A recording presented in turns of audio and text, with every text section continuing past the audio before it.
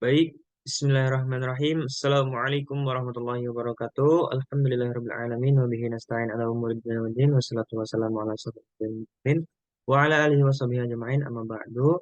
Yang terhormat selaku dosen pengampu mata kuliah filsafat umum Bapak Dr. Ifat Ahmad Gufron, SPhil, MPhil. Semoga selalu diberikan kesehatan dan keselamatan oleh Allah Subhanahu wa taala. Nah, baik, di sini saya izin memperkenalkan diri.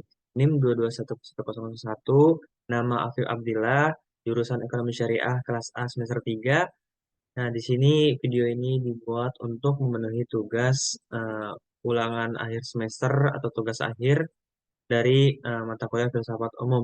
Nah, adapun di sini yang akan dipertanyakan yaitu perbedaan sifat kebenaran ilmu filsafat dan agama, dua hubungan antara etologi, epistemologi, dan aksiologi dalam melandasi pengetahuan yang komprehensif, jelaskan sejarah filsafat di dunia Islam, apa kesan Anda tentang mata kuliah filsafat umum. Nah, baik, yang pertama yaitu perbedaan sifat kebenaran ilmu filsafat dan agama. Nah, di sini yang kita ketahui yaitu ilmu.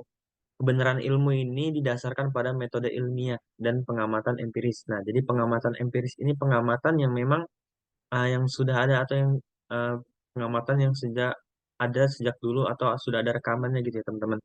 Nah, di sini ilmu berusaha untuk mencapai pengetahuan yang objektif dan dapat diverifikasi. Nah, jadi ilmu ini sudah ada gitu ya teman-teman ya. Ilmu yang memang sudah ada kebenarannya gitu dan dapat diverifikasi kebenarannya tersebut gitu. Nah, itu sifat kebenaran dari ilmu tersendiri. Nah, di sini ada filsafat. Kebenaran dalam filsafat cenderung bersifat spekulatif dan subjektif. Jadi ini pemikiran yang secara dalam gitu dalam teori-teori yang ada gitu ya teman-teman gitu ya.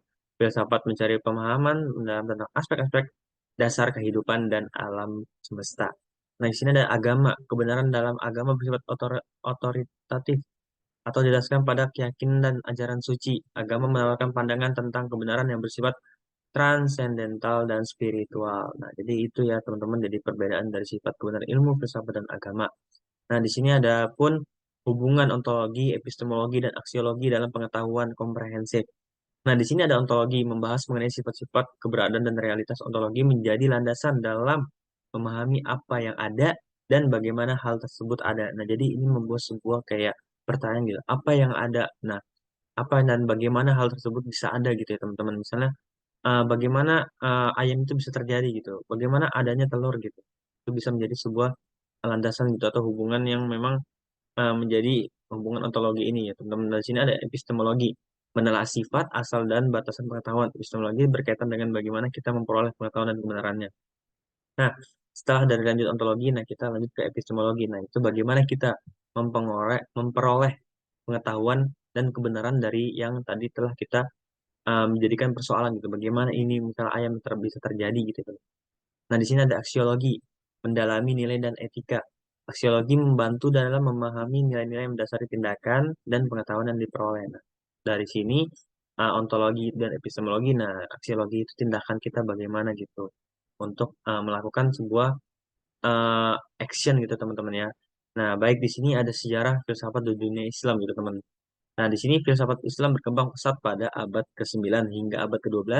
Pada masa itu terjadi transmisi ilmu dari peradaban Yunani kuno dan India ke dunia Islam. Tokoh-tokoh seperti Al-Kindi, Al-Farabi, ilmu Ibnu Sina, dan Ibnu Rus memberikan kontribusi besar dalam pengembangan filsafat di dunia Islam. Mereka menggabungkan warisan filsafat Yunani dengan ajaran Islam, menciptakan karya-karya yang orisinal dalam bidang ontologi, epistemologi, dan etika. Nah, jadi ontologi dan epistemologi juga ini merupakan landasan atau dari eh, tokoh-tokoh seperti Al-Kindi tadi, Al-Farabi, dan Ibnu Sina, dan Ibnu Rus, dan sebagainya. Nah, adapun kesan dan tentang filsafat kuliah filsafat umum yaitu dalam pandangan saya pribadi, adapun itu kuliah filsafat ini itu memberikan wawasan gitu terdalam tentang pemikiran-pemikiran yang memang mendasari terkait tentang kehidupan dan kehidupan manusia gitu teman-teman ya. Dan termasuk tentang keberadaan, pengetahuan dan nilai-nilai gitu. Nah, ini juga membantu gitu mengembangkan kemampuan kita gitu dalam menganalisis, berargumentasi, dan pemahaman yang mendalam terhadap berbagai persoalan kehidupan. Nah, dengan adanya mata kuliah filsafat umum ini, kita dapat melatih gitu, melatih otak kita untuk berpikir secara rasional dan berpikir kita untuk berargumentasi dengan cara yang memang sesuai dengan teori dan kemampuan analisis kita itu juga tetap berjalan gitu teman-teman. Nah, jadi itu sih teman-teman yang bisa dapat saya sampaikan. Nah, ini juga bisa menjadi sebuah hobi juga ya teman-teman, hobi kita dalam menganalisis gitu, dalam melatih pikiran gitu. Ya, dan salah satu hobi saya juga gitu untuk melakukan kayak menganalisis apa hal-hal yang memang sekiranya ini kita atau diragukan gitu, atau kita tidak percaya gitu. Nah, itu bisa menjadi sebuah analisis. Nah, itu salah satu hobi saya juga dalam kehidupan sehari-hari untuk saat ini. Nah, mungkin itu aja yang dapat saya sampaikan. Kurang lebihnya mohon maaf. Wabillahi taufiq wal hidayah. Wassalamualaikum warahmatullahi wabarakatuh.